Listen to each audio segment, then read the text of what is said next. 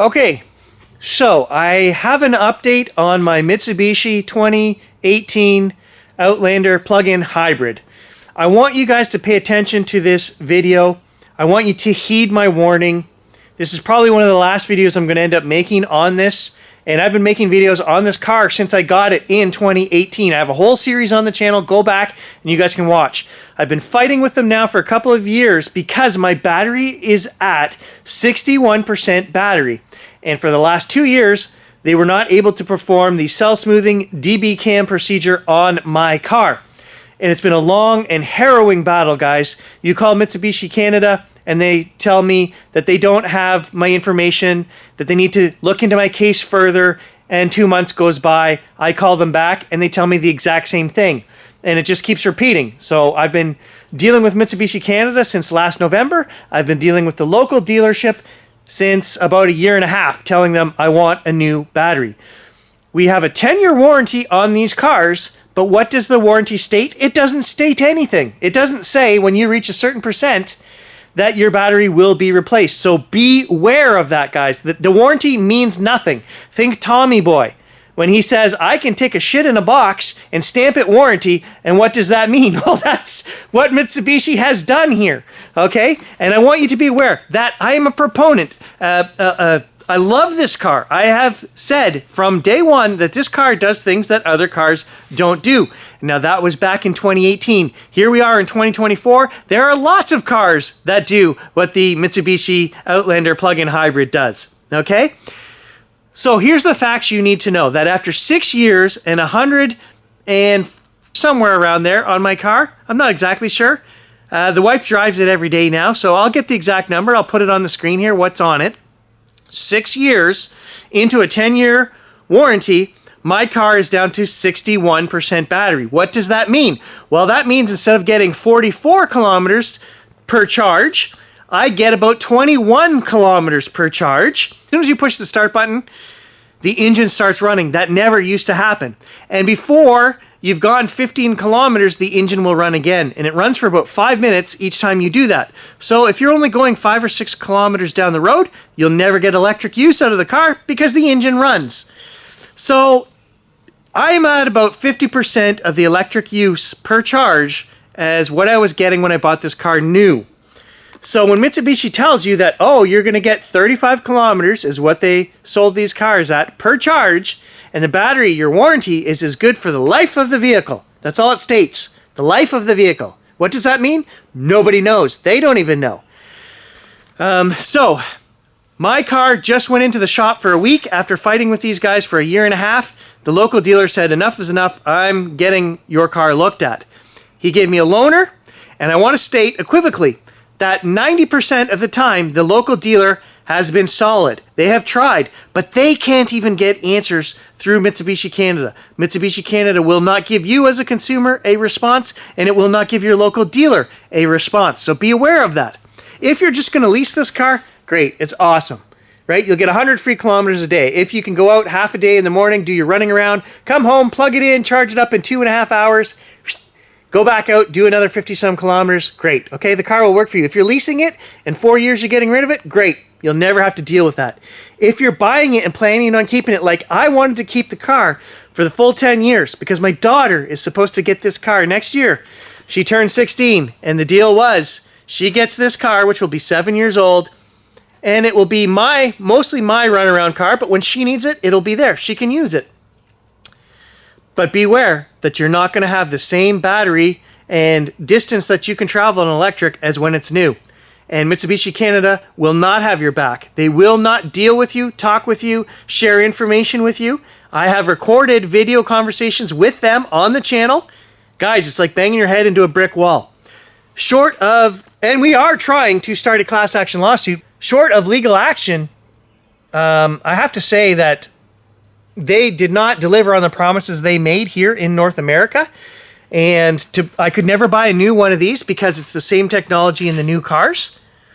They haven't changed anything except the batteries are bigger. Now, a lot of people say, well, why do you bother fighting that? Well, because I bought the Platinum warranty on top of the original battery warranty, so that cost me another couple $1,000s, and I thought I'm covered. But the warranty doesn't mean anything. So this is what the state of these cars do. After 5 or 6 years, you're down to 60% battery. And there's 5,000 of these that were sold in Canada in 2018. We all have very similar numbers. Anywhere from 60% to 69% battery. Okay, so my car is not an anomaly. I did not get a lemon. I got the run-of-the-mill, same car, same battery as everyone else. And I want you guys to be aware of this. The problem arises in trying to deal with them. They're going to charge you anywhere from $100 to $300 a year to do a dbcam cell smoothing procedure on your car to give you back about 5 to 6% battery per year, because it's their own software that takes off 0.01 amp hours of your available battery every 2 weeks. Be aware of that. Nissan, their software used to do the same thing. They were sued. They had to change the software. Now, if you own a newer PHEV, 2023, 2024, they tell me that it doesn't need to go in for these procedures. Does the battery still drop amp hours as a precaution every 10 days? I don't know. But it says that you don't need to take them in and pay for this procedure. What does that mean for those of us that own these older version cars, or if you're buying one used? Well, it means that not only does the dealer not know how to service these properly right now, they had my car in 6 times, once a year, for every year that I've owned it, 6 years, and told me that this procedure has been done on it properly. But if I run the software app, the PHEV Watchdog app, it clearly shows that they've only done this procedure on my car 3 times out of the 6 years, because you get a yellow card and it shows you. They don't like us knowing that as consumers, but the Watchdog app clearly shows, 3 out of 6 years I got this done. And what does that mean? Well, it means that moving forward, if the new cars don't need this procedure done to them, you're going to have an even harder time buying a used one and getting that procedure done properly, because they already don't have enough technicians that know how to do it. My car, every year I brought it in, I fought with them, telling them it wasn't done. Bring it back a second time. It wasn't done. This year alone, I had to bring it in 6 times to get this procedure done, and they just had my car for a week. They gave me a loaner. They finally got it done. Mitsubishi Canada had to step in to get it done. But this is the hassle that you're going to deal with. So I want you guys to be aware. I don't have my car back as of right now, but we will run the PHEV Watchdog app, and I will show you guys what percentage I'm at after this procedure has been done. I did show, before it went in, I took a video recording of where we were at. I can show you guys that. So as we bring it in today, here are the numbers. 61% state of charge, 24.4 amp hours, 7.2 kilowatt hours. And the final thing I want to say, because if I say too much, you guys don't listen anyway, but I want you to be aware. Dealing with these guys, they are not honest. They didn't sell these with the best interest of environment or consumer in mind. I know of 2 people that have had their battery replaced. I have the VIN numbers and the names of the owners. And only because I fought. My local dealer, that Mitsubishi Canada was telling my local dealer, we've never changed a battery, we're not going to change a battery. But I had information that stated otherwise. So there's a disconnect between Mitsubishi Canada and their own dealers. And what I want you guys, I guess what I want you to be aware of is these batteries have not improved since the 2018. It's the same batteries, it's the same technology in the cars. And I can only assume that if you bought a new 2024, you're going to end up with that same 60% battery in 5 or 6 years, even though you've got a 10-year warranty on your battery. It's not going to cover anything. You're not going to get your battery replaced. And if you're planning on keeping this car for 10 or 12 years, it's basically going to run like a standard hybrid at that point. It's not going to be a plug-in hybrid. It's just going to be a hybrid. Let's face it. That's what it is.